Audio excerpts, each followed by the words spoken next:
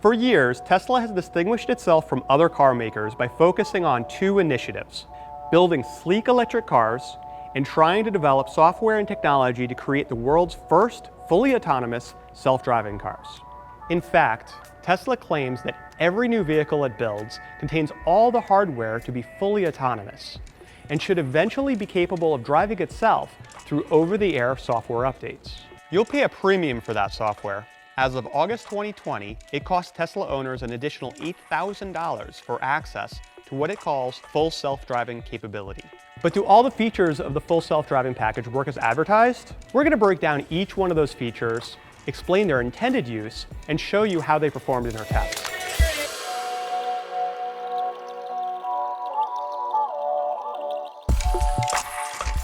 We ran our tests at various times of day, in a variety of weather conditions, and in different locations. We also made sure that we had the most up-to-date hardware and software available, which during our testing was version 2020.24.6.4 running on hardware 3.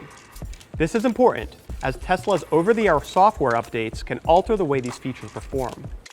Tesla's active driving assistance systems are split into two parts: Autopilot, which includes adaptive cruise control and lane keeping capabilities, is now standard on every new Tesla.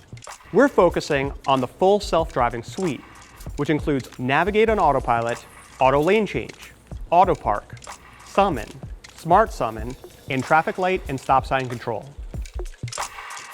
Let's start with Auto Park. With a tap of the touchscreen, the car will automatically park your car in either a parallel or perpendicular space. We found it often worked as advertised, but sometimes it can be difficult to engage and doesn't always park straight. Similar features have been around for years on cars from many automakers, and they often suffer from the same problems. There's also Auto Lane Change.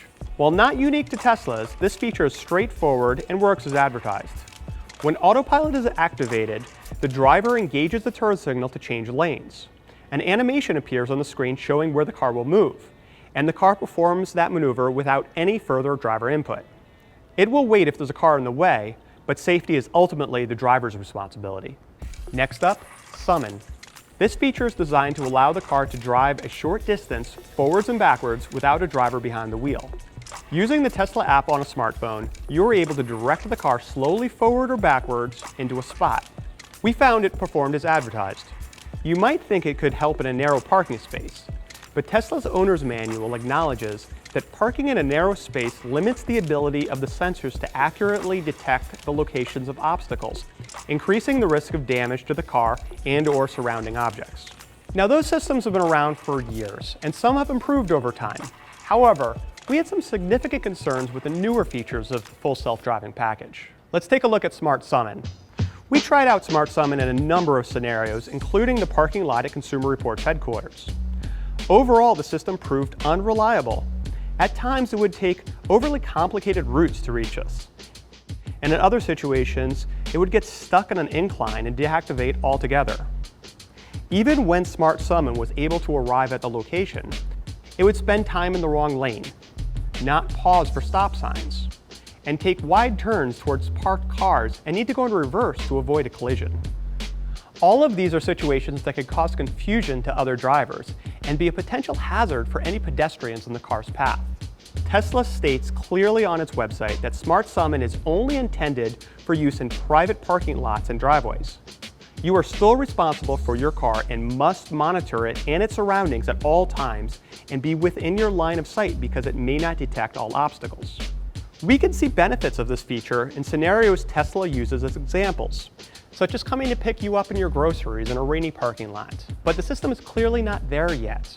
However, we do appreciate that the system can't be used on public roads. Next up, Navigate on Autopilot.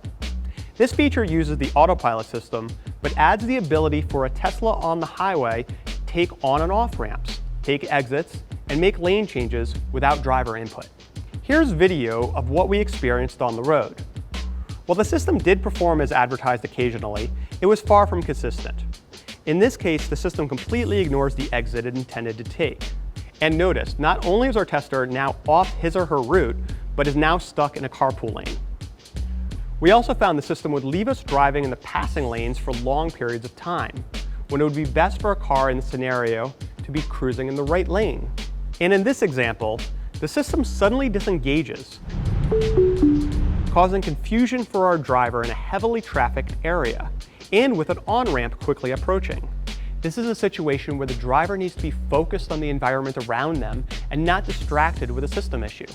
And the ability to shut off lane change confirmations and warnings as an option is worrying, if not downright dangerous, as it could lead to drivers becoming startled by an unexpected and unsafe lane change while driving at highway speeds. The latest feature in the full self-driving package is traffic light and stop sign control.